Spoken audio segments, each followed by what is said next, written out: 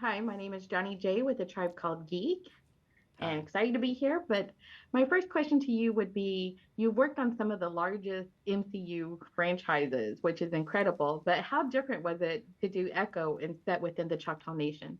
It was amazing, and it was fun to spend time on a more intimate show about a very complex character.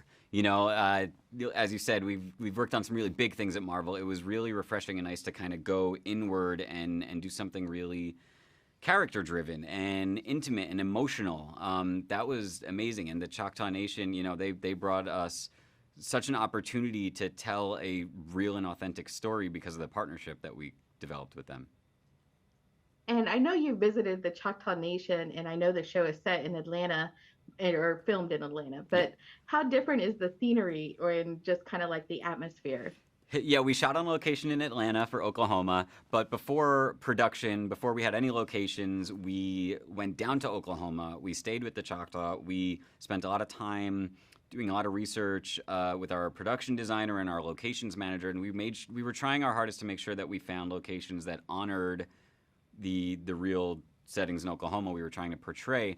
And then our visual effects team got to go to Oklahoma and actually shoot some background plates for some of our sequences that we couldn't shoot otherwise. Like, for example, in episode one, there's a sequence where Maya and her Uncle Henry speak on a water tower, and we shot real Oklahoma plates all around that. So you could see in the distance the Choctaw Cultural Center and the Choctaw Casino, and it was quite amazing because, as you said, we got to go to Oklahoma and show the Choctaw the first two episodes, and we were actually sitting in the Choctaw Casino and watching that, and in the background you could see the Choctaw Casino. It was pretty amazing.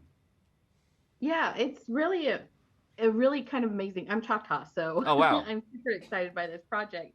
But one of the questions I had was, in terms of like getting like working on the cultural aspect, how different was that in terms of from other franchises?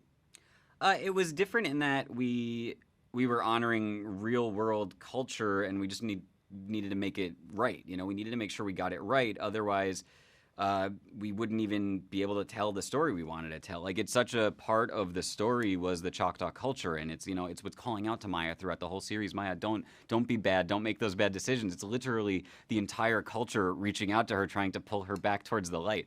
Uh, so having said that, it wasn't different in that we were just trying to make an entertaining show about an awesome character, but we couldn't even get there if we weren't doing it authentically on the Choctaw side or the deaf side for Maya as well. But it was amazing, and because of that partnership with the Choctaw Nation and with Chief Batten himself, like, and what he allowed us, the resources he allowed us, getting to call Dr. Ian Thompson whenever we needed answers on something, and he was always there for us. He would get on Zooms in our visual effects reviews, and it was amazing.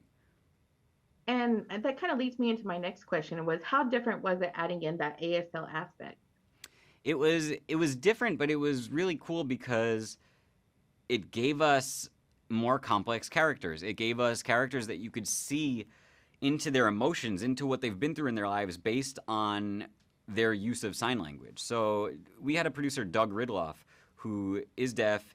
He teaches ASL, and he worked with all of our actors to give each one of them their individual way of signing. So none of our characters actually just like are so proficiently perfect in sign language. You know what I mean? They are all characters that have their own history with the language. So Chula, played by Tantu Cardinal, her character had a deaf child and a deaf grandchild. Like, she is really good at sign language in the show, and you could see it. Whereas other characters, like Maya's Uncle Henry or Cousin Biscuits, I think they're less quick to know every word and say it properly in sign language. So that was really cool, and that was all Doug Ridloff.